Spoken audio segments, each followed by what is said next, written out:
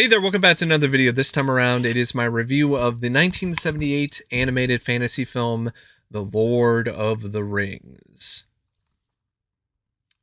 Yeah, before Peter Jackson's epic live-action trilogy, there was this film by Ralph Bakshi.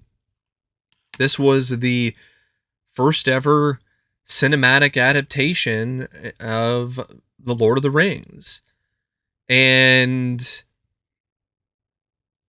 it's one of those films that I know for a lot of people that grew up with it, they do enjoy it and they feel that it's one of the better animated fantasy films of its time. But then there's other people who didn't necessarily grow up with the film, who are more familiar with the Peter Jackson trilogy, that became curious about it because of the Peter Jackson films. And then they saw it and they thought it was shoddy. They thought it was a piece of shit. They thought it sucked. And I can understand the complaints when it comes to the quality of the film. How some parts of the movie definitely do feel like they have more care put into them than others. I can understand why some people don't feel that this is a adaptation that is necessarily as true to the source material as it could be. I can see why people are disappointed with the fact that it's kind of an unfinished film in terms of how it doesn't even really have a very satisfying conclusion. And it also just takes a lot of different elements from Fellowship of the Ring and the Two Towers and just crams them together in some half-hearted attempt to try to create one big epic saga. So I get a lot of the complaints, but I definitely disagree with a lot of people when they say that the film just outright sucks, or it's not any good, or it's just a shoddy animated film that really doesn't have much going for it at all. I think that's selling the film a little too short. And I think when you understand the context behind this film's production, I think some of the complaints might not ring as true. Now, the film is directed by Ralph Bakshi, who, in my opinion, is not only just a total renegade when it comes to his work in the film industry and in animation. He's a terrifically, just amazingly talented animator. And I think he's one of the best animators of his time. And definitely one of the most risky and risque and just really over the top and creative animators of his time. I mean, even something like Cool World, which I think is definitely flawed, I can still enjoy it and still get a fair amount out of it because of what Ralph Bakshi brings to the film. I would say my personal favorite films from him are films like American Pop, for instance, or Fritz the Cat. But this is not that bad. I think this is some pretty good work by him as well. This is technically his first major, big kind of film when it comes to a movie that's based on a popular IP, an established franchise in the Lord of the Rings novels by Tolkien. And this was also his first major attempt to try to make something that would appeal to a much wider audience. He says that Wizards was kind of his first attempt to do that, but if you've seen Wizards, that really isn't what I would consider to be a film for a wide audience. It's still a niche kind of movie. The Lord of the Rings, though, that's definitely something that's intended for a much wider audience because of the fact that the books were already very popular at the time, and fantasy films were starting to gain some serious popularity again. in the late 70s. And Lord of the Rings was also his first foray into full-on fantasy. There were some elements of that in some of his other films, but this was really his first significantly set up film when it comes to the fantasy genre. And he had a lot of passion for that genre, and it definitely does show with this film, and even more so in Fire and Ice, which I honestly think is even better than this. And I think that is Bakshi's best fantasy film, in all honesty. I think is Fire and Ice. But you can definitely tell that he is a fan of this genre, and it really does show when it comes to his approach with this adaptation. And I think his animation is at times really surreal and memorable, but then at other times it's kind of stilted and stiff and not quite the best. But I think that really comes down to the fact that this is a project that was incredibly ambitious, and Bakshi had never really handled something like this before. And on top of that, it's a film that quickly ran out of money.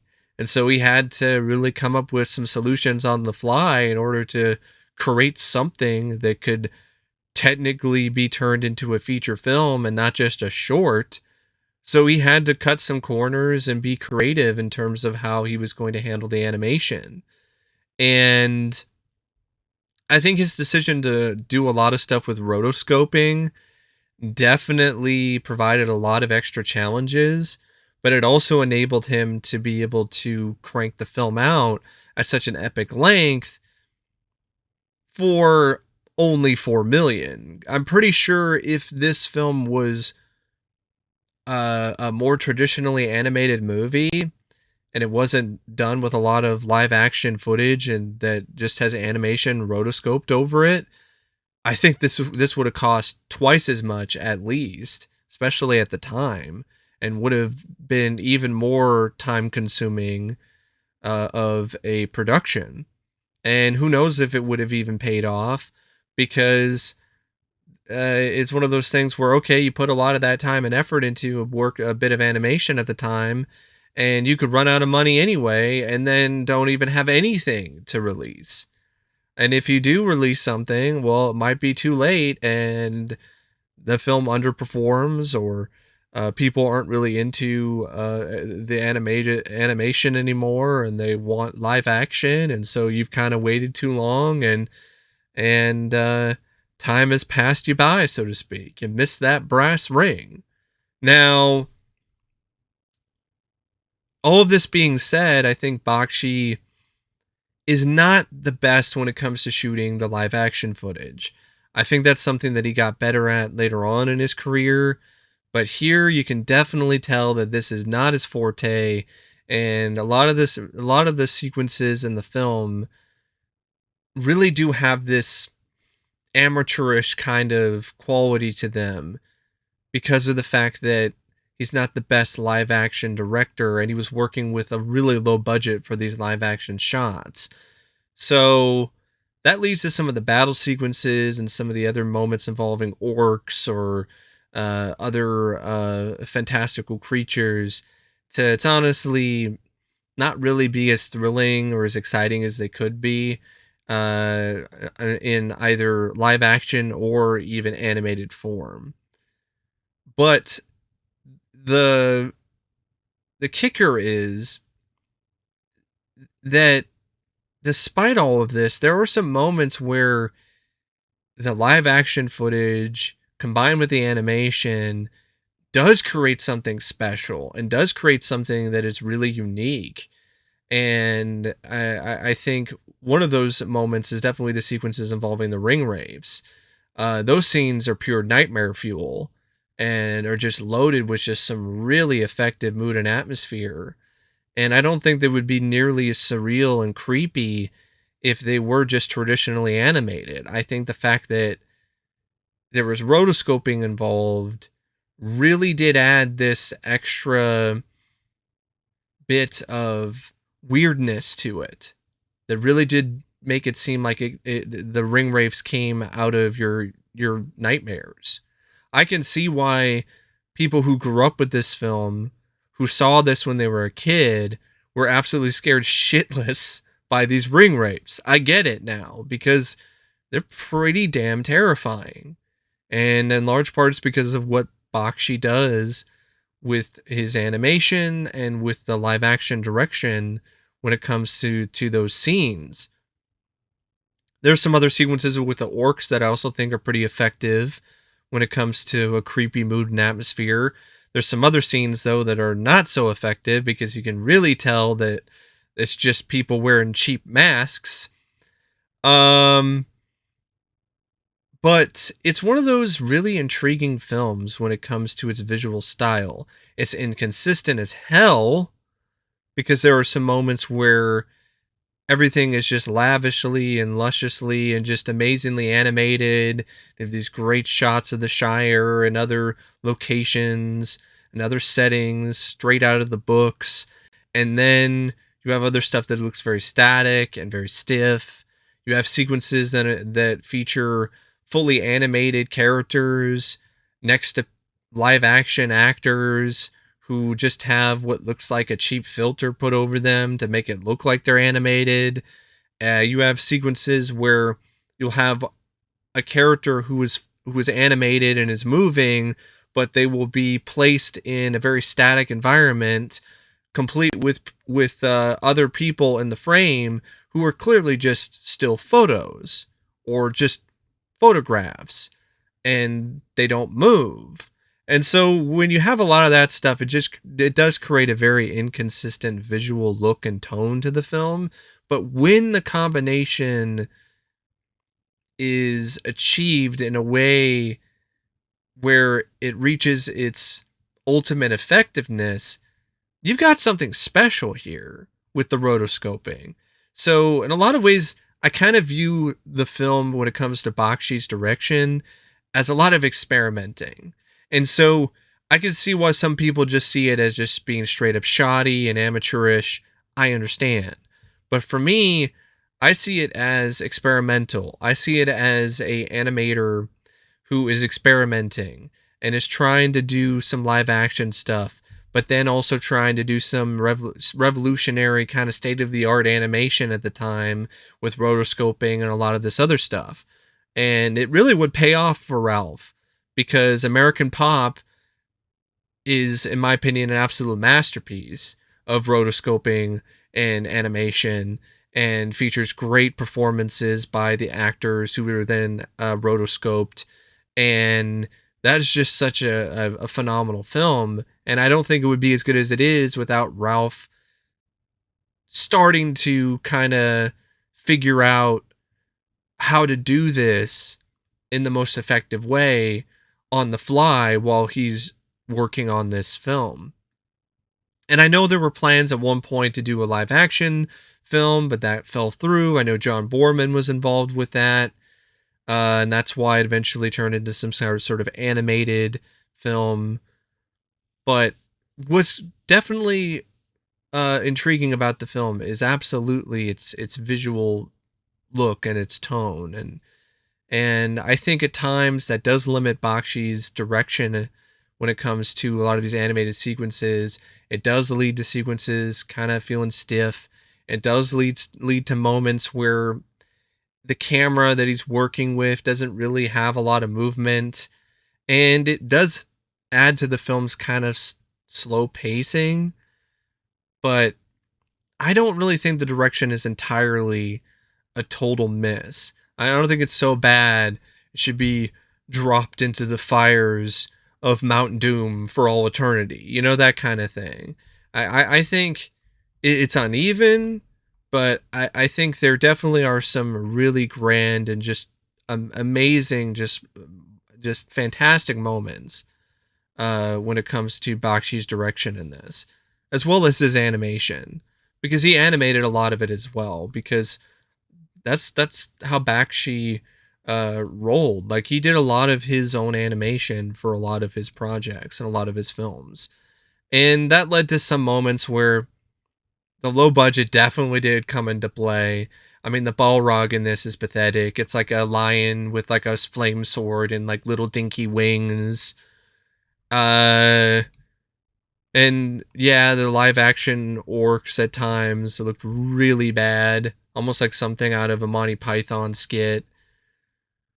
But it's still got a certain power to it. It's fleeting, it's not consistent, but when it really does find that right balance of things, I do feel that the film is pretty special when it comes to animation, especially animated fantasy films from the 70s. Like, compared to this to other animated 70s fantasy films, that they're even, I guess maybe Wizards is a good comparison. And I think Wizards is probably more consistent when it comes to its style and so on and so forth, but this still has a certain just epicness to it. It really does have an epic look and feel to it. Even when it's not working, it still has this epic feel. It does have this grand sort of uh, um, um, landscape that it provides on the screen, with the setting, with the live action footage, coupled with the animation and so on. The script by Chris Conkling and Peter S. Beagle. The screenplay, for what it is, for a rush job, trying to take the Fellowship of the Ring and the Two Towers and just smash them together, it's a lot better than, honestly, it could have been. It really could have been a hell of a lot worse. And I know some people think that's crazy, considering the fact that there are a lot of creative liberties taken here. But there are some elements from the novels that are brought to this script that are really strong, and I think create some really wonderful scenes. There's some great lines of dialogue and some nice connection between the characters, and banter, or moments of back and forth, or moments of excitement when it comes to some of the sequences that involve the ring wraiths, or some of the battle sequences. But I do admit, the script is absolutely a mixed bag. There are some things that really work about it, but then there's other things that just kind of feel like there wasn't as much thought put into it as there could have been. Like, when it comes to the portrayal of some of the characters, like Aragorn, I thought was portrayed really well. Gandalf, not necessarily as much. Made him a little too foolish, a little too campy. Samwise is almost mentally challenged here, and that was definitely not the best approach. Although there is a certain heart that character has that definitely does carry over, and I do buy that him and Frodo are really close with one another, but they just kind of wrote him as too much of a simpleton for my tastes. Frodo was written fairly well. Smeagol, Gollum. I mean, there's a lot of stuff with Gollum here where you're like, wait a second, is this? Am I watching the Peter Jackson film? Because it almost felt like the way that Gollum is represented here, when it comes to the script, or the animation, or the voiceover, it really does remind you a lot of what you would see in the Peter Jackson films. And I think the script, it's one of those things where I think it's really strong for like the first half of the film, like the first 70 minutes or so. But once it starts getting to Two Towers stuff, and the Battle of Helm's Deep and all of this other epic stuff, or it just starts to fall apart. And the fact that this is a limited production, the fact that they're really taking on more than they can chew, really does show past the 70-minute mark. Because you get the battle scenes which go on too long and feel like they're padding. You get a lot of stuff where you have characters that show up and then disappear for long chunks of the running time, and it really affects the pacing because you'll have stuff where, okay, we're going to focus on Helm's Deep now, and we're going to establish that, and the king and Wormtongue, and we're going to set up all of this and the battle with the orcs, but we're going to forget about Samwise and Frodo and Gollum, but we'll go back to them, but only after what feels like forever. So it really makes things just feel very fractured when it comes to the way that the script is structured. And it doesn't help either that by the end of the film, they didn't really know how they were going to end it because they didn't have the money ran out. So they had to just come up with something on the fly and just be like, all right, Gandalf comes down the hill on the horse and backs the orcs away and throws a sword in the air, and then voiceover, and then end credits. You're like, okay, all right. So yeah, the script, it's got a great first half. The establishment of the journey, the quest itself, I think is pretty solid. Other than a few little nitpicks, like there's not really the best explanation as for why they had to go to Mount Doom. They were just like, oh, we just need to go to Mount Doom. And I think they could have explained that a little bit better. There are some other inconsistencies compared to the novel. Like, there's that whole bit where they threw the ring into the fire, but it you don't see the writing on it. You know what's on here on the cover? You never see that in the film. It just looks like any other ring. And they just set up the fire thing because, like, oh, you know, it won't burn. But then you're like, why would it burn in Mount Doom if it doesn't burn in the fireplace? Like, you didn't really establish that too well. And there's a few other little nitpicks that I have in the first 70 minutes, but for the most part, I think it's a pretty effective start to things, where the Frodo and Sam go on their journey. They meet other people along the way, like Aragorn, and then you get Gimli and then Legolas, who are brought into the fray, and you have the whole stuff with the forgotten dwarf kingdom, within the mountain, and there's a tense sequence with a water monster. I think of this stuff with Balrog, which definitely isn't as good as the Peter Jackson version.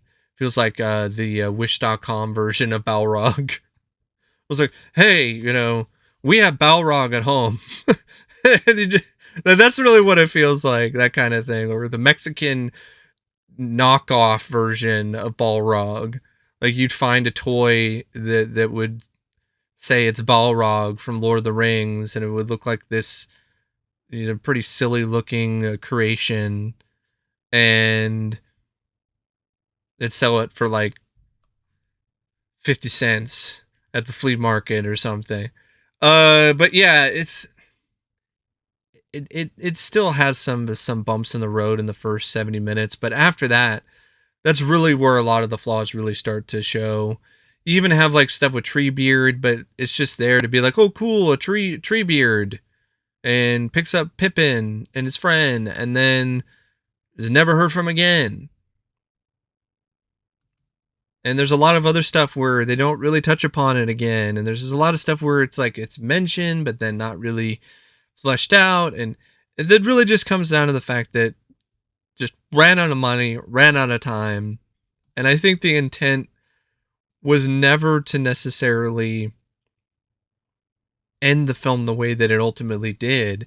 They just ran out of time and money, and they wanted to do a follow-up, but they never got the opportunity to do that. Instead, Rankin and Bass, they're the ones that ultimately did a Return of the King adaptation and animation versus Ralph Bakshi and his crew. But yeah, the script, it's not spectacular. I don't even know if I would say it's solid, but it's serviceable. It's a serviceable screenplay. I think it adapts Fellowship of the Ring better than it does The Two Towers, at least some of the core elements of it. But there's even some bits from the Two Towers that I think are adapted well here. I will say, other than the animation or the direction by Bakshi, I would say the biggest standouts other than that, and the score, which I think is just spectacular by Leonard Roseman, and I'll get to that later, is the voice cast. I honestly think this voice cast is really underrated. I think Christopher Guard was really great as Frodo. I think he captured everything about that character that I really like and admire, and have always been a fan of ever since seeing Elijah Wood's take on the character. Uh, William Squire, I thought he was really stupendous as Gandalf, and in fact, I think a lot of the stuff with Gandalf in this, he sounds almost identical to what Ian McKellen brought to the role. So much so to the point where I'm like, did Ian just subconsciously kind of carry over William Squire's take on Gandalf? Because they sound like they're from like two peas, they are two peas in a pod, so to speak. That's really what they sound like. They sound very similar and very much alike. And the personality and the charisma and just the way that they decided to voice and just provide life to that character. And of course, I would say Ian McKellen is definitely still the better version, because William Squire has to deal with the live action actor who is really not the best, because he's just overacting too much with his hands. And that's another problem that the animation had in the film due to the rotoscoping. Like, sometimes the rotoscoping, when the performance was really good, it was seamless and it looked great, and it gave the animation a certain life to it that it wouldn't have otherwise, because it actually had a real actor behind it. But then there's other times where the live actors, they just did too much with their hands and just did too much things that just made things look kind of jittery and just kind of janky looking. And that's another extension of Bakshi's inexperience as a live action director. Like, if he was more experienced, he would like, hey, cut down the hand movement. It doesn't really look that great on animation. It looks like a little too histrionic. But he didn't really have that same experience yet. Michael Scholes as Sam. I'm not gonna blame the voice actor that much for the simpleton aspect of the character. He did the best he could with what he had.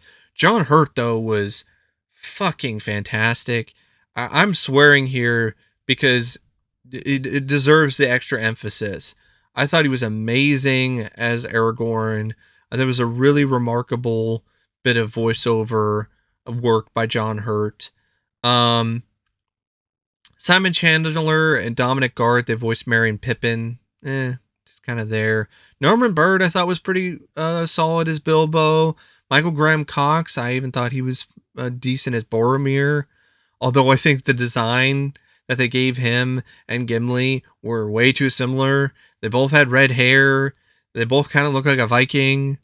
Anthony Daniels voiced Legolas. And yeah, Anthony Daniels, C-3PO. Yeah, it's crazy, right? C-3PO was Legolas. And he's fine. I don't think he's like amazing in this, but it's still fun to hear Anthony Daniels voicing Legolas in this. David Buck played Gimli. Peter Woodthorpe, though, really, really phenomenal. Great as Gollum. Really great stuff with Gollum. He was so good, like, I wanted more from him. I wanted more of his Gollum, and I only got so little because we never got to see a sequel. But apparently he did voice the BBC audiobook adaptations of the Lord of the Rings books, which I think is pretty awesome. So I'd be curious to hear what he brought to those audiobooks some other time. There's a few other voice actors, but that's really about it. Yeah, it was a good cast. A really underrated voice cast. And For an animated film, the cinematography was good. Wasn't great, but it was good enough. So was the editing by Donald W. Ernst. But really, the music, the score by Leonard Rosenman, which he actually, yeah, Rosenman, my bad. Leonard Rosenman's score, he even used some of it for Star Trek 4. And that's why I was like, wait a second, this sounds familiar. And then it does, because he copied some aspects of the score for his score in that film. But this score is rousing, it's epic. It reminds me of something you might hear from Basil Polidorus. And I thought it was just a rousing, just really remarkable score. Elevated the film to another level in a lot of different ways. Made the ring wraith scenes even more chilling. Made the sequences that were kind of not necessarily always shot the best and didn't have the most consistent look or tone or feel to them when it comes to the battle scenes, still made them a little bit thrilling and still made them a little bit exciting to watch, made the moments of suspense even more suspenseful, made the moments where it's supposed to be uh, heartfelt or emotional, made those moments work. Just a really grand and just great score and really underrated. I would think it's definitely some of his most underrated work.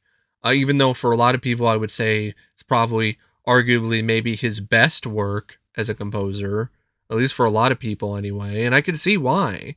It's a really epic score that really does match the epic nature of this story and of this tale of the Lord of the Rings. But anyway, I don't really know what else to say about the film except I know a lot of people are on the fence about this movie. I know there's a lot of fans of the Peter Jackson films and fans of the books and just fans of fantasy in general who are on the fence about the movie. But I would recommend checking it out sometime. Even though it's got an extended running time, it is a long movie. And I do feel that is another knock against it. I don't really feel it needed to be 2 hours. I understand what they're trying to go for, but I think they could have trimmed down some of the battle scenes, especially some of the more chintzy looking ones, and just kind of focused things a lot more when it comes to the second half and make it feel a little bit tighter. And even trim some things in the opening in like the first hour or so to make things feel a little bit tighter there as well. Because there are moments where it does. It feels like kind of a trudge, kind of a slog. And all of that being said, it does have this certain mesmerizing quality to it at times. And it has a lot of charm. It's a charming animated film. I don't consider it to be a classic. I don't consider it to be a masterpiece. At best, I would probably say it's kind of a time waster for me. I'd watch it for the visuals, watch it for some of the particular sequences that I really enjoyed, but it's not something that I would watch over and over again. I wouldn't consider it to be one of my favorite animated films, but it's still a film that has some real merit. And there are some scenes in it and there are some parts of it that are truly magnificent and really do live up to the epicness of the source material. And for that reason alone, I recommend it if it's been a while since you've seen it last, and also if you haven't seen it before. But anyway, thank you for watching my review of the animated Lord of the Rings. And until next time, I'll see you later. See ya.